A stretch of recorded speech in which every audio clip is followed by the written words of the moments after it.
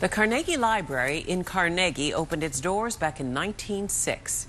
But today, one of its rooms is a time capsule of America's bloodiest war. The newly restored Civil War room opens to the public on Lincoln's birthday, February the 12th, and Dave Crawley has a preview.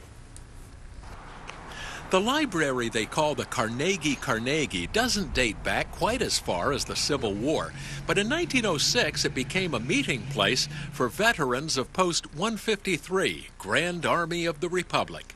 When the last member died, the room was locked up, everything still inside, for 50 years. The 9th Pennsylvania Reserves, which is our Civil War reenactors, are going to come in tomorrow, and there's a certain way that you have to stack these. Library Director Diane Kleinfelter says old photographs have been critical to a meticulous restoration that is almost finished. I personally believe it's probably the last of its kind in our country. Everything is being restored exactly as it was when the last veteran died in 1937.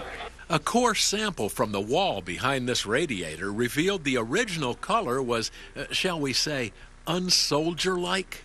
It's a very pale pumpkin chiffon is what we call it.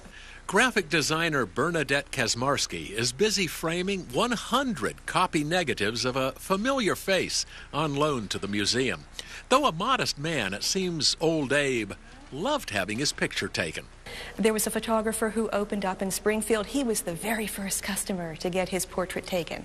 He did this intentionally. I had never realized that about him. We have at least 3 African-American Civil War veterans, highly unusual for the turn of the century. Stories that collected dust for more than 50 years now see the light of day. They want their story to be told, and in preserving this room, their story is going to be around for another 100 years. With a salute to the Grand Army of the Republic, I'm Dave Crawley.